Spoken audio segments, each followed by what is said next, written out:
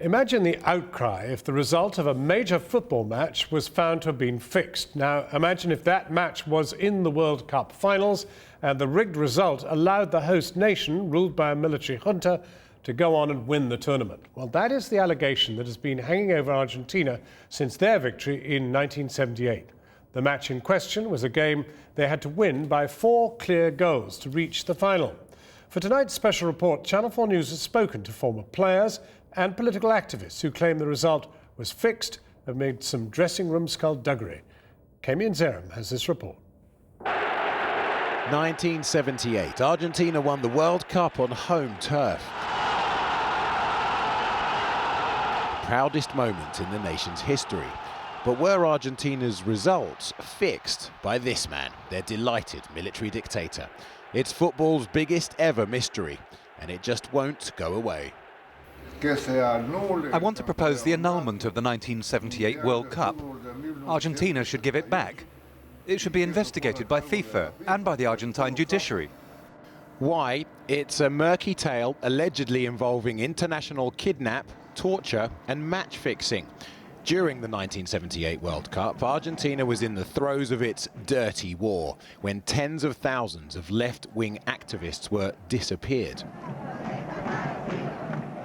With the eyes of the world on the World Cup hosts, scenes like this didn't look good. Former Peruvian Senator Genaro Ledesma has a theory that he says explains all you need to know about the '78 World Cup. At the time, he was a trade union organizer back in Peru.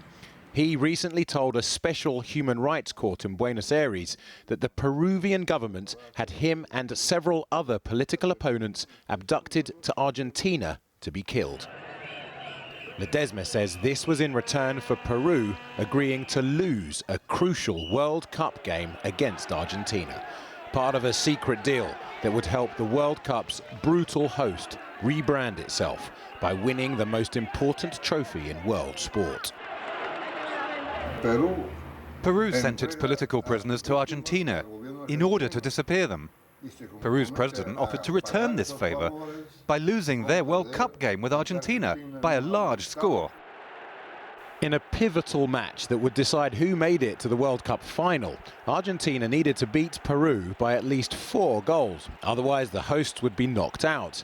But Peru, a very good team back in '78, played inexplicably badly. Jose Velasquez was one of Peru's best players. He was surprisingly substituted halfway through the game because, he told Channel 4 News, his government had ordered the team to lose. Pressured? Yes, we were pressured. What kind of pressure? Pressure from the government. From the government to the managers of the team, from the managers of the team to the coaches. Well, the president of Peru at the time went on television recently to deny this alleged deal with his Argentine counterpart. But in Buenos Aires, questions remain unanswered because former dictator General Jorge Videla is now in jail for life, convicted of crimes against humanity. And his alleged role in securing that precious '78 World Cup title more than 3 decades later, it's still not clear.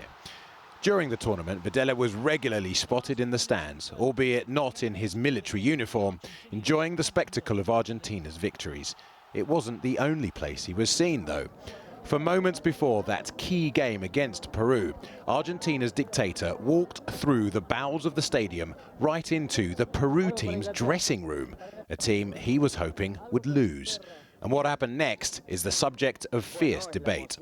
Several Peru players have now told Channel 4 News that Videla took with him an extraordinary guest, one of the world's most powerful statesmen, the former US Secretary of State, Henry Kissinger. This is them together that very day. Being pictured with a figure as influential as Kissinger brought Argentina's violent right-wing regime kudos and respect. So I just wish you all good luck in the football. With the results of that must-win game against Peru by now allegedly fixed, it was a priceless PR coup. But for the players, it was troubling. Videla and Kissinger came into our dressing room. It seemed like they were just there to greet us and welcome us. They also said they hoped it would be a good game, because there was a great deal of anticipation amongst the Argentinian public. We started looking at each other and wondering, shouldn't they have gone to the Argentine room, not our room? What's going on? I mean, they wished us luck. Why? It left us wondering. As has the world of football ever since. The game began. Peru started leaking goals, and then a further mystery. At half-time, Argentina still needed 2 more to make it to the final. So why did Peru take off one of their best players? He is still angry. Something happened. Our team was changed. I was dropped after 10 minutes in the second half when we were already losing by 2 goals. There was no reason to change me. I was always a key player. So what can one think? What can one think? Peru lost 6-0, and Argentina went on to win their next game, the World Cup final. Heroics or a fix?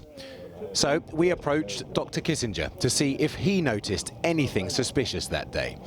But Dr. Kissinger's spokesperson told Channel 4 News he saw nothing, because despite the claims of the Peru players, he has no recollection of ever being in a Peruvian dressing room at all, with or without his then friend, the Argentine dictator. A dictator this man claims tortured him and others in return for Peru helping Argentina win sport's most glittering prize. Did their military regime fix the team's journey to the final? What exactly happened in that crucial game against Peru? FIFA says it has no plans to probe football's murkiest unsolved riddle. Argentina is still learning about the painful crimes of its dirty war. But the enduring mystery of the 1978 World Cup, for now, that stays unresolved.